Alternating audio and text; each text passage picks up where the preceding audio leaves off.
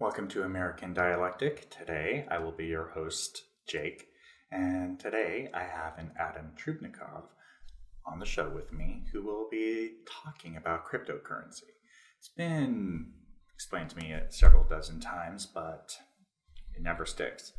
So, in the most layman way possible, what is cryptocurrency? Cryptocurrency is perceived to be money, but it's really not. It's actually a protocol that handles information a specific way. The way it started is someone of unknown origin proposed a possibility, a solution for some situation, and it was about transparency. And originally, the idea went that if you were given a puzzle and you had to solve that puzzle, after solving it, you would get a reward. Mm-hmm. It could be that you would do a certain set, like a certain number of puzzles, whether it's a game or mathematical problem or whatever. Mm-hmm. But it would be very simple and you would get a very large reward. So let's say, I believe the first block when it comes to Bitcoin protocol, it is, let's say, I think it was 50. Mm-hmm. So after that, you would have to solve another set of puzzles or a puzzle, but it would be harder and the reward would be half that amount, so 25. Mm-hmm. Eventually, you get to a point where the puzzles, they are hard to solve because they're purposely made difficult each time. Mm-hmm. And as you get closer or further into solving them, after the reward keeps halving. Mm-hmm. And so this is not the best explanation because there's many ways to go about it, but eventually you get sick of doing them and the incentive for completing that work is no longer desirable. Mm-hmm. So computers come into play to get those rewards. And what happens is people have assigned value to many aspects of cryptocurrency and Mm-hmm. these types of protocols. But one of those major benefits is that the work can be done by machines and not by people.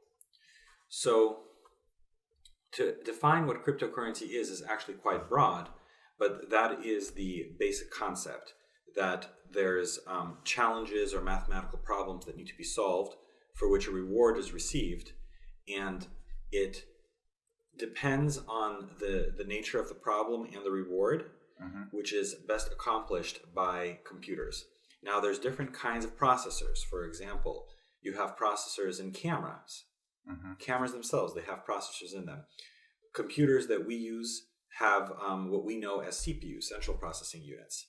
Mm-hmm. There are processors that are designed for displaying graphics, such as on monitors and video games. Those are graphical processing units.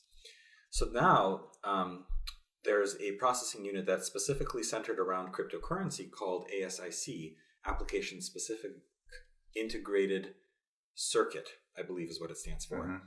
And these processors are very fast and optimized specifically to solving cryptocurrency-related problems. Alrighty, so how did it actually turn into a form of money? I mean, I trust the US dollar bill, I trust Canadian money. It has the backing of an entire government, and it can be easily taxed and tracked. And how did cryptocurrency really become a currency?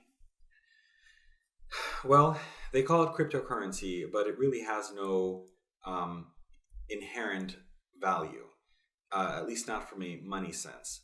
Mm-hmm. The thing is there are many things about cryptocurrency that make it desirable. For example, anonymity is one such thing. If you want to perform a transaction and you don't want other people to know about it, cryptocurrency offers that. A very big point that I did not mention is that there's pure transparency in the ledger. Because I'm explaining this verbally, you're not getting the best explanation because there's no visual aid to follow this. But the idea is that all of the transactions that occur that are solving these puzzles or issues or whatever, the challenges that are presented to the computer, they are all public. So anyone can see who or what solved what problem. So this transparency gives way for people representing their own digital assets. And so this is a lead-in to decentralization. Now, when it comes to decentralization of whatever it is you're talking about. So if we're talking about money, because remember, cryptocurrency is not money, but if we were to focus on the concept of money, a dollar is backed by a government, at least in the United States. We may not have material backings in the Federal Reserve, but we have a system that assigns value, and we, the people that use that currency, assign value to the dollar.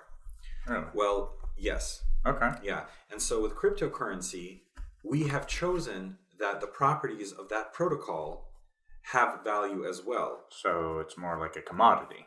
Yes. Okay. So like with commodities, you can trade them, sell them, buy them, and all that. You could use cryptocurrency for that. There's a... What is cryptocurrency traditionally used for then? Well, it's kind of like the iPad. There wasn't really a specific purpose when it was invented. People had to figure it out, and that's what people are doing. That's what people are doing with this. There's a cryptocurrency that's based around social networks called Steam that has 3 different aspects to it and has to do with tipping people for offering good advice.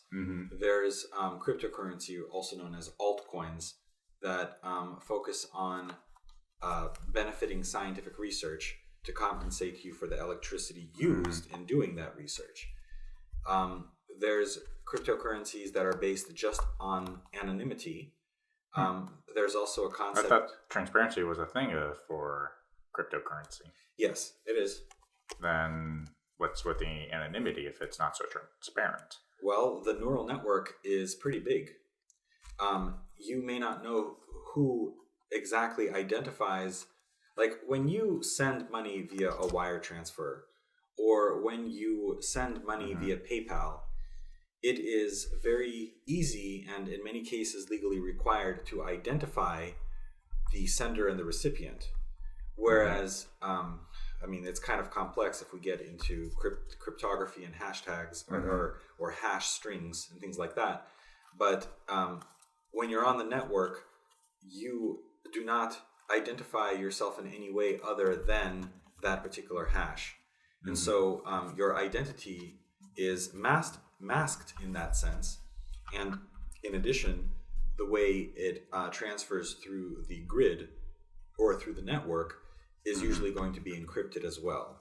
So there are cryptocurrencies that, like Monero, for instance, that provide a feature in the protocol that I forget what it's called, but you have like end-to-end connections and peer-to-peer. It could be not. Yeah, it could be peer-to-peer, where it's encrypted at the beginning, it's encrypted as it's tunneled through, and then it's also encrypted at the other endpoint. And so there are cryptocurrencies that revolve around that. There are some that are made just for jokes, like Dogecoin. I've heard about that. Yeah, there's cryptocurrencies that, like for example, Litecoin was intended to. This is again yet another subject, but there's something called proof of work, and it was intended to require less verifications per transaction, which was a huge step up from Bitcoin.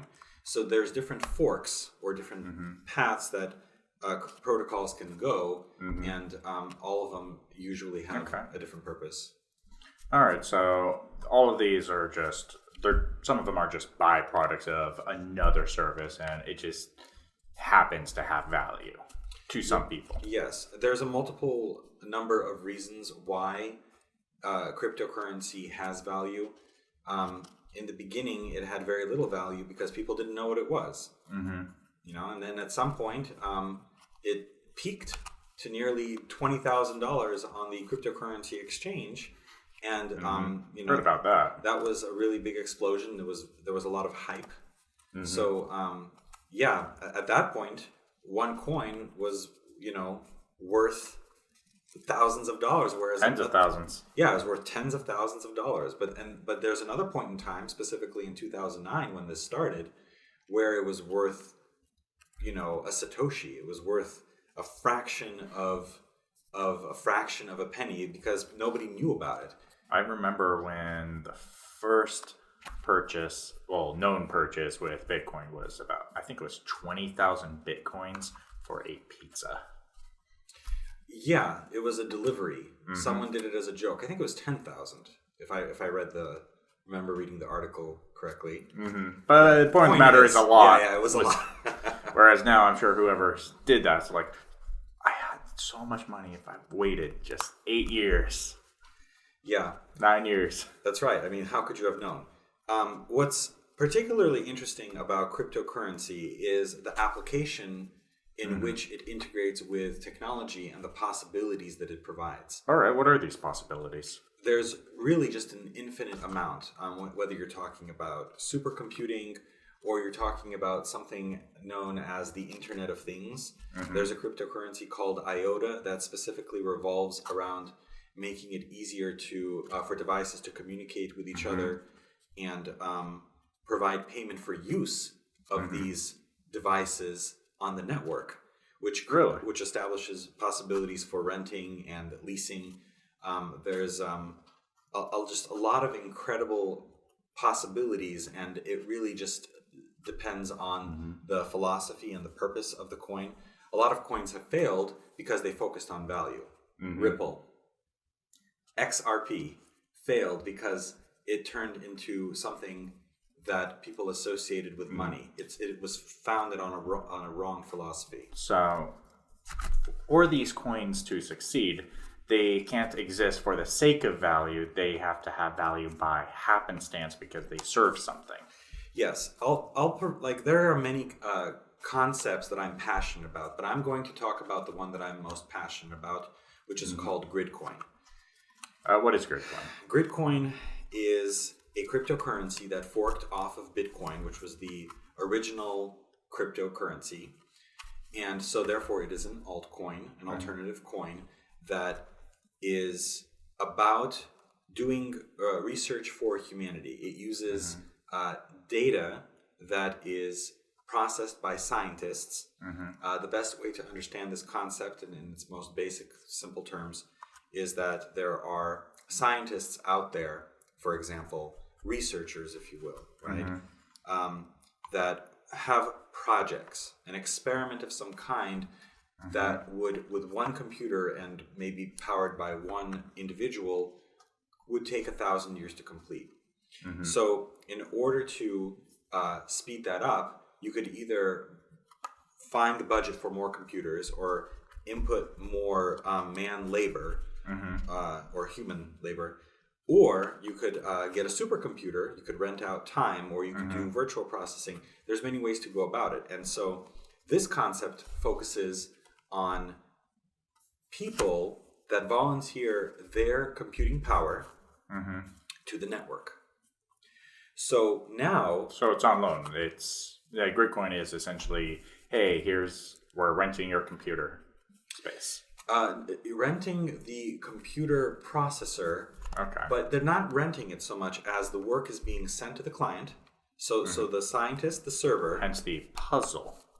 Yes, so in this idea, the puzzle that's being solved is maybe creating a 3D model simulation for protein binding. Or maybe it's analyzing gravitational waves for the LEGO experiment. Or maybe it's solving that math problem that cannot be solved. I think there's 7 remaining math problems that haven't been solved. I don't know, but I also believe that there could be an infinite number of them because math, in a sense, is infinite. But in this particular case, Gridcoin focuses more on whitelisted projects that have a humanitarian application, right? Such as finding a cure for cancer, or Zika or tuberculosis or Ebola or what is it? Is it HIV or AIDS? I don't remember. Yes. Yes. Basically, if there's a problem with water, clean access to water, or finding alternative energy. And Gridcoin is going to be focusing on taking care of that. That's right. So where does it derive its value? Well, actually, before we get to that, it's a bit more complicated than that, and I think I can answer your question at the same time. So before we get to Gridcoin, we have to understand that it's more complex than that. And the way it started was with BOINC, which stands for Berkeley Open Infrastructure for Network Computing. And so the concept, which I got ahead of myself, is that you have researchers that are working on an experiment and need more computing power. And if, for the sake of this example, it would take 1 millennium to complete 1,000 years, and you had 1,000 volunteers contributing with the same or equal CPU power, it would only take 1 year. So now you've completely sped up the process. 365,000 volunteers means you can get a 1,000-year project done in a single day. And so these volunteers are creating a supercomputing network. Now, this is all volunteer-based, which means they are expediting millions and millions of years of scientific research through this technology. Gridcoin is a protocol that was invented thanks to cryptocurrency that forked from a variety of other protocols that came before it. So it is developed in an extension of it, which rewards these volunteers for the electricity used, because someone's got to pay for electricity. Someone's got to do that. So that money was assigned, that value was assigned to Gridcoin to be money to help pay for those expenses. So it's not even about money. It's about scientific research and rewarding those people with something that originally had no value and now all of a sudden does, because people understand that you can solve many of humanity's problems. And that's what's important to understand about cryptocurrency. It's a protocol that uses computers to solve challenges. And I chose scientific research because I'm passionate about science and technology. All right, that's actually very interesting. And when you actually get these grid coins, when you're finally paid with it, are you able to turn it in for cash, or yes, with the company in general, or with any particular institution, or only with other people? Exchanges and investors and for monetary transactions. So you have people that will take Gridcoin from you, like you would exchange dollars. People can also exchange Gridcoin. You have people that invest in Gridcoin with their cryptocurrency wallets, and so they would just hold on to it and they would take it. So there's just hope that Gridcoin will have some substantial value to someone somewhere somehow. Right. So speculation. Yes. But you can trade it for cash, and that's how I did it. If a cryptocurrency exchange online accepts that coin, then you can trade for other cryptocurrencies or for fiat currency like cash or like euros, for example. Fair enough. Alrighty. Is there anything else that you feel that people should know about cryptocurrency? There is a lot to know about the subject, but in terms of what it is, scope of this conversation. For the scope of this conversation, that would be my definition. All right. Fantastic. Again, Adam Trubnikov. He is an amazing audio and video engineer, passionate about technology and science. And if you would like to hear more from him, feel free to let us know. Again, I am Jacob with American Dialectic. Everyone have a good day.